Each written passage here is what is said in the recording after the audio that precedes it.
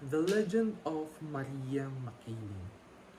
First off, let us know who is Maria Makiling. Did you know in the legend of the Philippines, Maria Makiling is a fairy who guards the Mount Makiling, a mountain located in Los Baños, Laguna. She is the most famous diwata or fairy in the Philippine mythology. The origin of the tale of Makiling was originated from the province of Laguna, region of Calabarzon. Calabarzon stands for Cavite, Laguna, Batangas, Rizal, and Quezon from Region 4A, all the way from the great islands of Luzon, specifically in Los Baños, Laguna. Now that we're done with the introduction of Maria Makiling, let us unveil and unravel the mystery and chilling story of a fairy who is a victim of greed by her people. A long, long time ago in the borders of Laguna and Quezon province, there once lived a fairy in the mountain of Makiling. She had long black hair and porcelain-like skin. Her eyes were bright as the stars, and her voice sounded like a lullaby that will carry you to sleep. She was very approachable, especially when you needed help. You can visit her anytime in tiny hut in the middle of the forest. Maria, Maria, are you home? Said the villager. Good morning, how may I help you? Replied by Mariang Makiling. Good morning, Maria. We're sorry to disturb you. We were wondering if we can harvest some fruits and vegetables from your garden.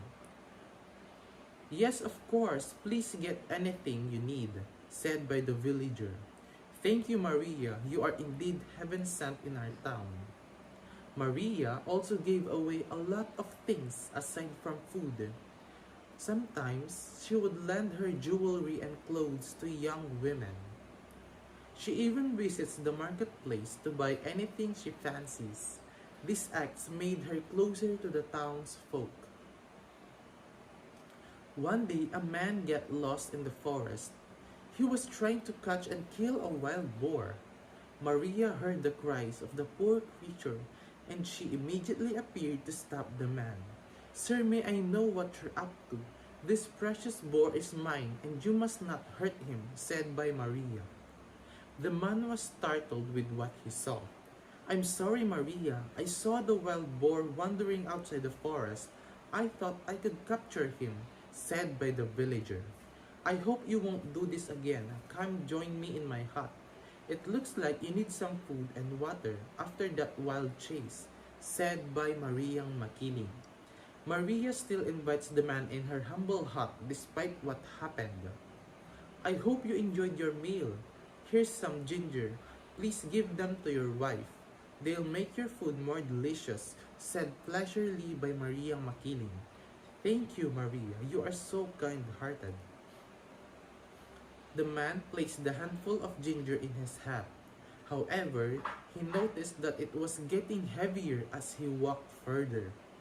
He threw away some of them to ease his load. When he got home, he was surprised with what he saw. Oh my goodness, Maria gave me a golden gingers. How stupid of me to throw some of them, thought by the villager. Go back and find them, the man's wife said. You threw away Maria's blessing. The man went back to the forest to look for the golden gingers he threw away. Sadly, he failed to even find one. After a few days, news broke around town about the golden ginger scattered in the forest, and people swarmed in the mountain of Makiling to look for them. Their greed for gold led them to cut the plants and trees so they can search the area thoroughly. Why are you destroying my home, and why are you killing my precious animals? Questioned by Maria Makiling.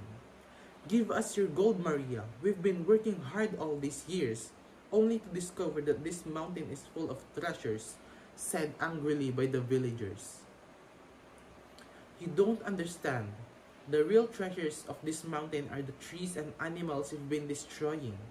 If you take care of them, you will be rewarded, said by Maria Makiling. "We don't believe you anymore, Maria," said by the villager. "Why don't you go back to your hut and stay there forever? Leave us alone," said by the villagers angrily.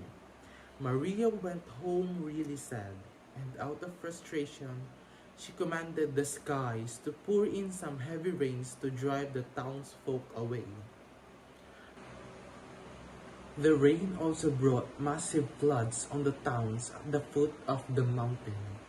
"Maria is punishing us. She didn't do anything that harmed us. Why did we destroy her home in return?" said regretfully by the villagers.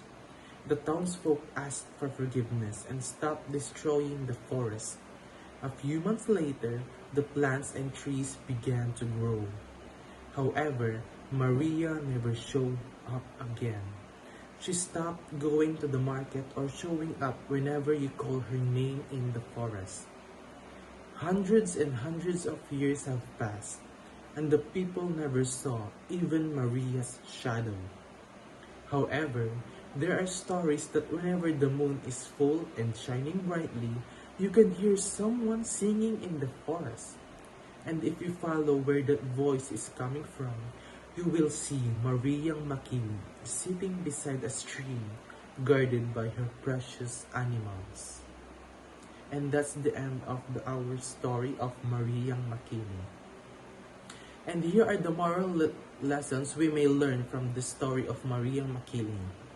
We must take care of Mother Nature. Our greed will only lead us to destroy it. Remember to look after our environment. It will give us what we need.